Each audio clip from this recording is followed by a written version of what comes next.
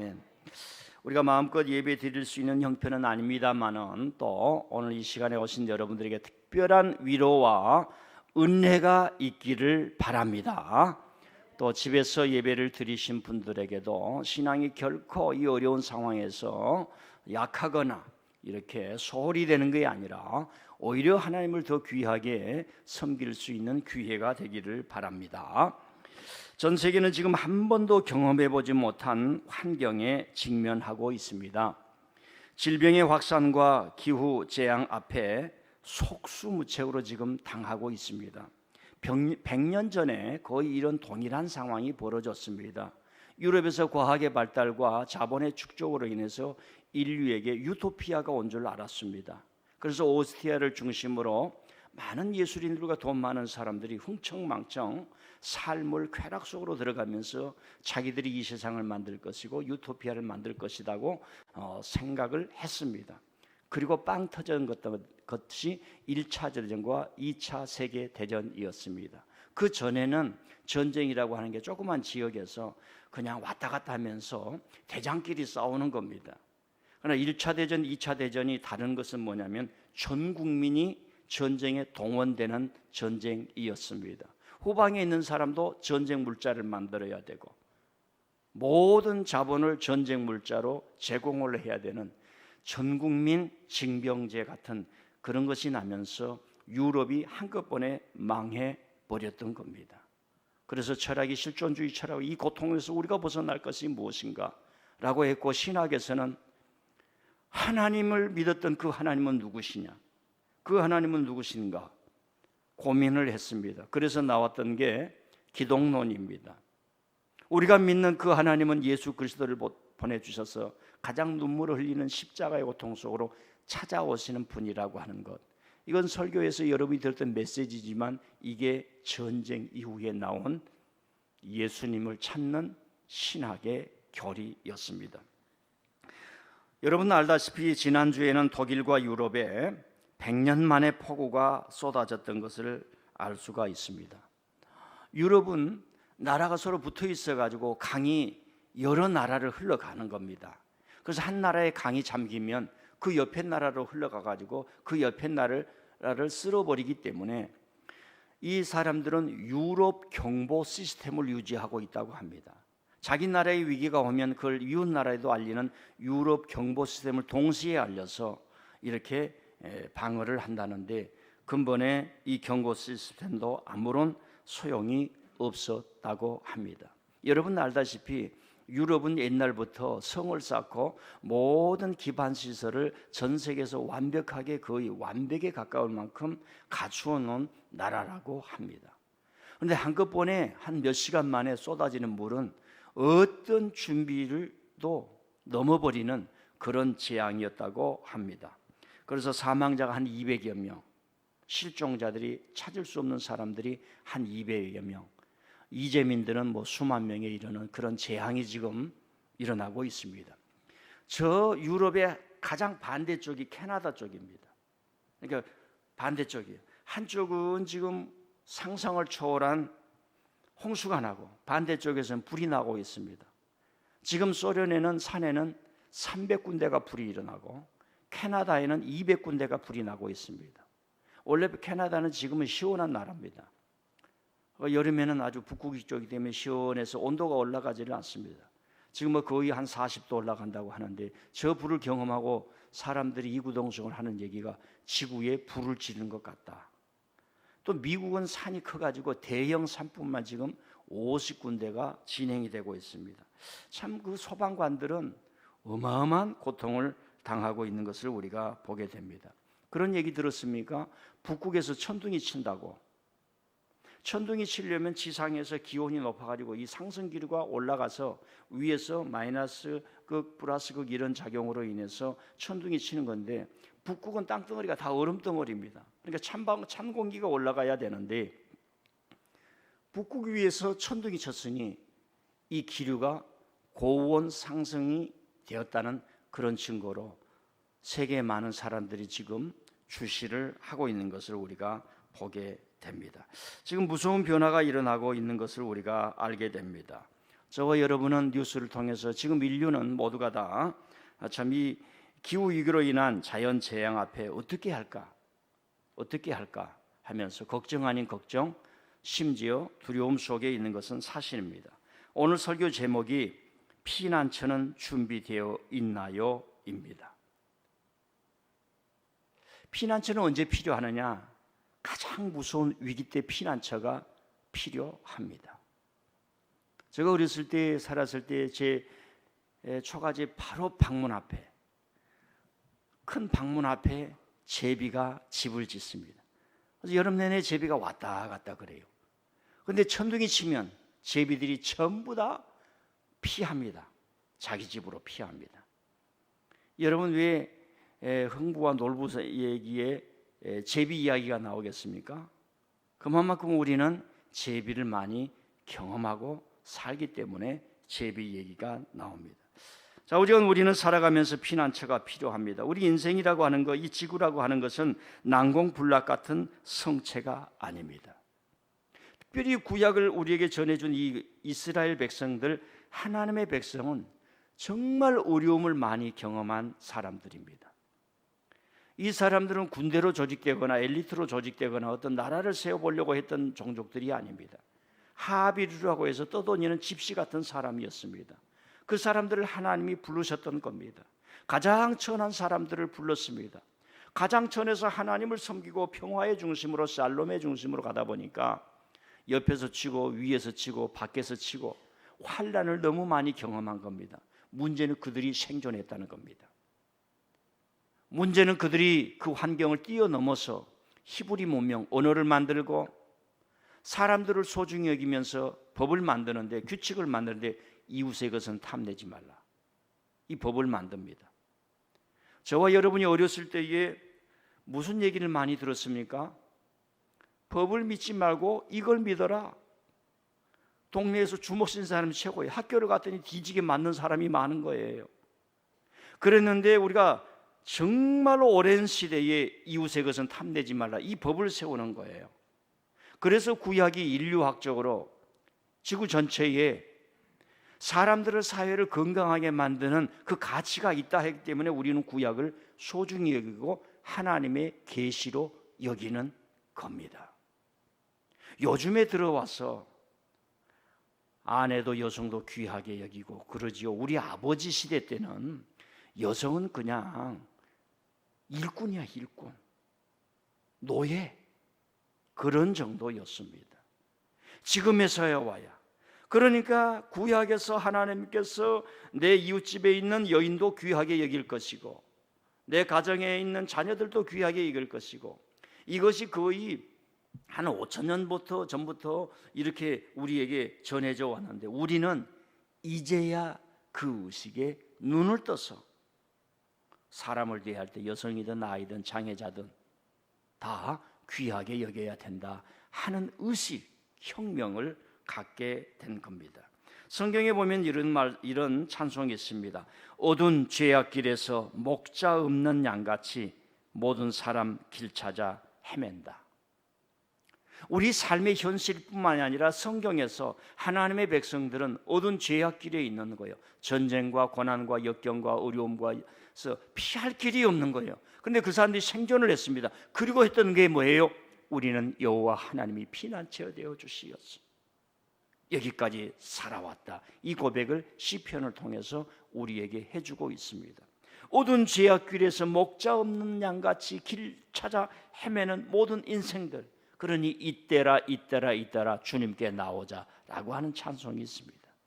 자, 오늘 1절만 한번 이 찬송을 불러보겠습니다. 한번 반주해 주세요. 어두운 죄악길에서. 가사 생각하면서요.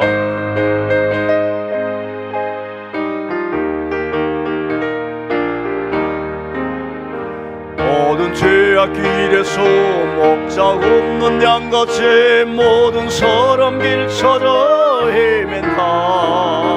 자비하신 하나님 독생자를 보내사 너를 지금 부르니 오라. 이때라 주의 공의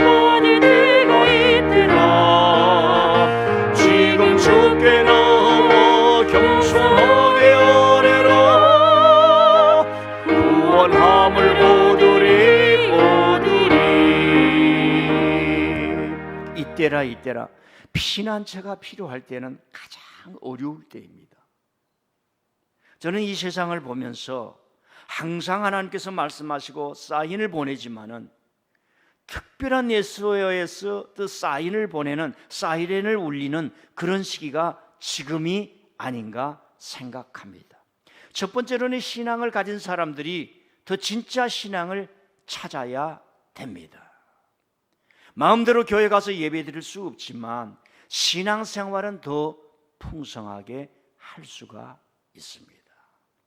그동안은 교회가 목사님이 여러분의 신앙을 지도하면서 양분을 제공해 주는 기회가 많았다면, 이런 기회는 여러분이 홀로서 묵상하며 하나님 앞에 단독자로 서고 야곱처럼 야복강가에서 하나님께 가까이 나가는 길을 얼마든지 할 수가 있습니다. 자, 우리에게 피난처가 필요한 것은, 우리가 살아가면서 우리에게 피난처가 필요한 것은 우리에게 환난이 너무나 많기 때문입니다. 1절을 한번 보십시오. 1절 46장 1절 시작. 하나님은 우리의 피난처시요 힘이시니 환난 중에 만날 큰 도움이시라. 환난을 많이 당하기 때문에 우리는 피난처가 필요합니다. 특별히 제가 말씀드렸듯이 이 하나님의 백성은 환난을 너무 많이 당했어요. 성경의 구약에 보면은 모르는 사람들이 왜 이렇게 전쟁 얘기가 많고 하나님은 전쟁을 도와주신다 이런 말이 많고, 하나님은 만군의 하나님, 즉 모든 군대의 하나님이란 말이에요. 근데 구약을 자세히 보면은 거의 방어적인 전쟁이 많습니다. 거기에서 장군이 나오게 되는 거지요. 여호수아가 나오고 모세가 나오고 사울이 나오고 다윗 같은 사람들, 위대한 장수들이 나오게 되고 삼손과도 같은 사람들이 이제 등장을 하게 되는 거지요. 우리가 피난처가 필요한 것은 우리의 삶이 하나님의 성도로서도 마찬가지지만 너무나 많은 환난 때문에 우리에게는 피난처가 없으면 살 길이 없어요. 그 피난처가 하나님이시라라고 하는 걸 얘기를 해줍니다. 우리는 왜 하나님이 우리에게 피난처인가? 이걸 이제 성경을 통해서 깨달아 알 필요가 있는 겁니다. 말씀드렸다시피 고대 이스라엘들은 너무나 많은 전쟁, 왜냐하면 그때 당시 뭐 힘센 사람이 남의 것을 가져와야 되는데 그러려면 전쟁을 하는 겁니다. 그래서 그들은 전쟁에서 이기는 것, 전쟁을 쉬게 하는 것, 전쟁이 없는 평화를 주시는 것, 그걸 깨달은 겁니다. 한번 성경을 보십시다. 9절 10절 말씀, 9절 10절 말씀 시작. 그가 땅끝까지 전쟁을 쉬게 하시며 활을 꺾고 창을 끊으며 수레를 불사르시는도다. 이르시기를 너희는 가만히 있어 내가 하나님 됨을 알지어다. 내가 문 나라 중에서 높임을 받으리라. 내가 세계 중에서 높임을 받으리라 하시도다. 너희는 가만히 있어 내가 하나님 됨을 알지어다. 이 말은 모세가 홍해를 건너기 전에 애굽의 군대가 달아올 때에 사람들은 두려워합니다. 사람들은 모세가 우리를 데리고 와서 여기서 죽이려고 하는가 막 반항을 할 때에 모세가 백성들에게 외치는 겁니다. 너희는 가만히 있어 오늘 여호와께서 행하시는 구원을 보라. 이 표현입니다. 그러니까 선조들이 믿었던 그 하나님의 선조들이 신앙을 체험했던 그 방식을 다시 가져와서 우리가 가만히 있어서 하나님의 역사를 보자라고 하는 겁니다. 여기서 가만히 있다는 말은 수동적인 것이 아니라 하나님의 역사를 갈망하는 자세, 내 생각, 내 정욕, 내 뜻을 내려놓고 하나님 앞에 나와서 하나님의 위대하심을 성경을 통해서 보면서 성령 안에서 교회를 통해서 오늘 주시는 하나님의 은혜가 무엇인가를 다시 경험하자라고 하는 겁니다. 작년에는요, 교회에 그 집회에 잘못해가지고 이제 주로 지하에 있던 교회들을 중심으로 해서 좀 확진이 돼가지고 작년에는 코로나에 대해서 사람들이 정보가 부족하고 어떻게 될지 모르니까 방송에 뉴스를 금방 타면서 교회가 다 확진자인 줄 알았습니다. 근데 그걸 극복을 하고 잘 극복을 해서 그 이후에 방역 지침에 따라 예배를 드려왔지만 전국적으로 교회만큼 이렇게 잘 모이는 데가 없지요. 일반 사회 직장을 빼고는. 그래도 지금 교회에서 확진자가 거의 전무하다시피 하고 있습니다. 이제 가끔가다 한두 개. 그러니까 거의 한국의 교회만 6, 7만 교회가 될 겁니다. 매주일 모이고 매번 모이는데도 이제 이런 현상이 있는데 하나님의 은혜인 줄 믿습니다. 자, 여호와께서 전쟁을 쉬게 하심이여, 이 고백에는 역사가 들어 있습니다. 너무나 많은 전쟁, 외부에서 오는 전쟁, 제국의 전쟁, 애굽, 아수르, 바벨론, 너무나 많은 제국의 전쟁 앞에 등잔불 같은 이스라엘 12부족은 정말 바람 앞에 등잔불처럼 약한 존재들이었어요. 그런데 거기에서 위대한 장수들이 나오기를 시작했지요. 우리가 사울을 잘 못 봅니다만 사울도 위대한 장수입니다. 그리고 다윗을 통해서 위대한 장수가 나옵니다. 목동이 장수로 거듭나게 되는 거지요. 그 주위를 다 평탄하게 만들어 버린 겁니다. 즉 히브리 박스가 생기는 거죠. 즉 히브리의 평화가 생기게 됩니다. 그때부터 평화를 맛보고 이 사람들이 문명을 건설하니 솔로몬 때 성전을 건축하고 건축술이 일어나고 요즘으로 말하면 농경업이 어마어마하게 발달하고 그 다음에 하여간 지금 너무너무 많은 분야에서 건축술이며 뭐며 어마어마하게 발달하게 된 겁니다. 지금 전 세계에 그 다리 놓는 것, 아파트 높이 올리는 것, 100층 올리는 것, 세계에서 누가 제일 잘하느냐? 대한민국이 제일 잘해요. 바다에 떠가는 거대한 우리 눈으로도 상상할 수 없는 배를 누가 제일 잘 만드냐? 여러분 다 아시잖아요.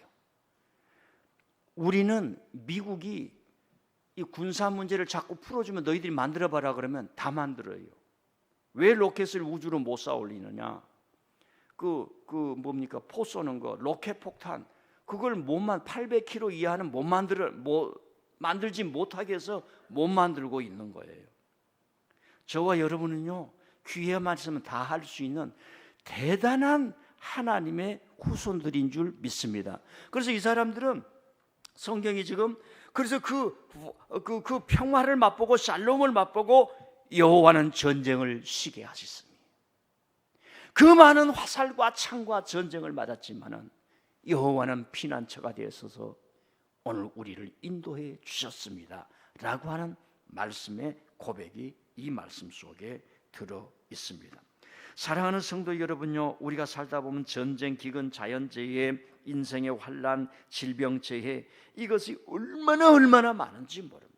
순간순간 여러분이 살아가는데 순간순간 피난처가 없으면 안 됩니다. 오늘 성경은 하나님만이 피난처라고 말합니다.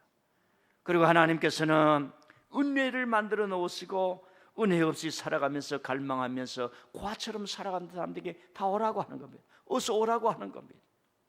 아까 우리 찬양 속에 나는 고아와 같았다. 아버지가 있고 육신에서 성공했지만은 하나님이 없는 나의 삶은 고아와 같았는데 그 외로움, 그 방황, 그 고통, 아버지를 불러도 만족이 없고 어머니를 불러도 만족이 없는 우리 현세의 이 삶 속에 You call my name, 하나님이 나의 이름을 나를 불러주셨다는 거예요. 거기에서 은혜를 얻고 세상에 주지 못하는 영광의 은혜, 구원의 은혜, 축복의 은혜를 받았다라고 하는 찬양을 우리가 듣지 않습니까? 우리는 매일 살아가면서 피난처가 필요하는데 오늘 성경 말씀은 하나님이 피난처 되어 주셔서 이스라엘 백성들이 그렇게 평화를 맛보았다 하는 말씀을 합니다. 그런데 이 하나님은 우리가 이 살아가면서 우리가 보이는 피난처를 주셨습니다. 우리가 살아가면서 이 보이는 피난처 없이 하나님만 피난처다 그러면은 우리가 잘 이해가 되지 않습니다. 그 얘기를 하겠습니다. 첫 번째로는 가정이 피난처입니다. 그런데 여러분요, 요즘 참 이 말을 해야 될지 모르겠어요. 가정이 지옥이 되어 있고 가정의 전쟁이 그치지를 않습니다. 그래도 저와 여러분은 교회에 와서 좀 가정이 어렵느냐, 하나님 붙들면 참고 이해하고 은혜 받고 눈물 닦고 그래라 이런 얘기라도 들었는데 사회 사람은 그렇지를 않아요. 그런 걸 들어보지를 못합니다. 가치를 들어보지 못해요. 지금 사람들이 완전 돌아버렸어요. 돈에 피난처를 두고 있습니다. 가정이 피난처에 돼야 됩니다. 가정이 좀 잘 못하면은 잘 어루만져 주면 돼요. 그 얘기 다 아시지 않습니까? 초등학생이 이가 아파가지고 학교를 못 갔대요. 그러니까 엄마가 와서 이 어떠냐, 이 약 먹어라, 아스피린 먹어라, 저기 민들레 교회는 아무개 요구르트 아주머니에게 전화해서 요구르트 먹어라. 그러니까 아이가 위로를 받는 거예요.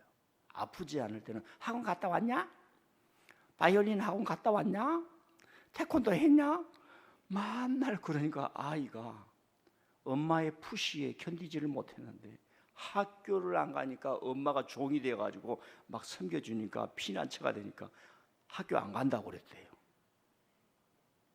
여러분, 가정은 피난처가 되어야 돼요. 특별히 누구 간에, 부부 간에 바가지 긁으면 안 되고요, 잔소리하면 안 돼요. 잘 들으세요. 그 전에는 우리 부부끼리도 남자가 여자를 확 휘어잡으려고 그랬어요. 그 서로 좀 마음을 오가면서 상대방이 하는 일을 그대로 둬야 돼요. 그러면 그걸 보고 자녀들이 안정감을 느껴요.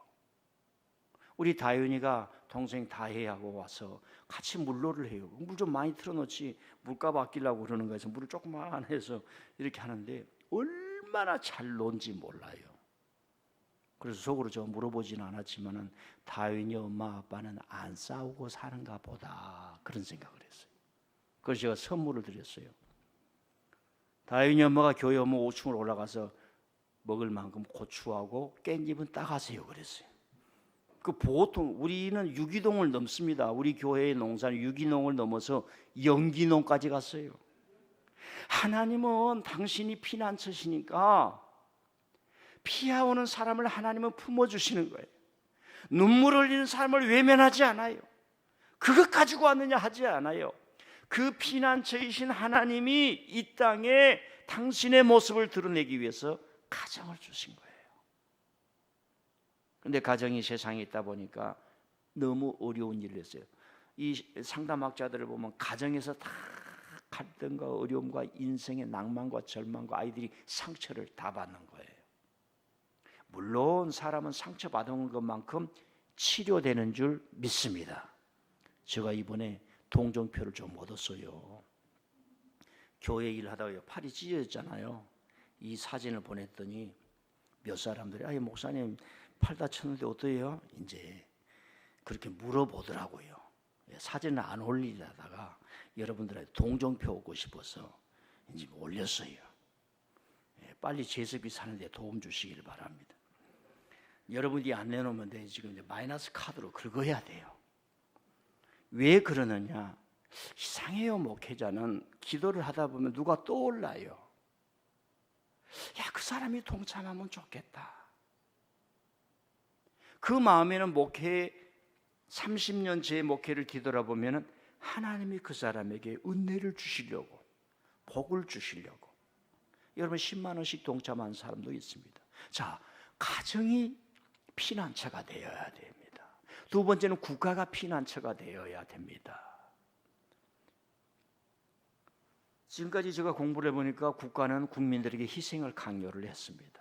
국가가 좀 튼튼해져야 되니까 일제도 이기고 북한도 이기고 전 세계에 나가서 금메달을 따고 그러니까 희생을 요구했어요.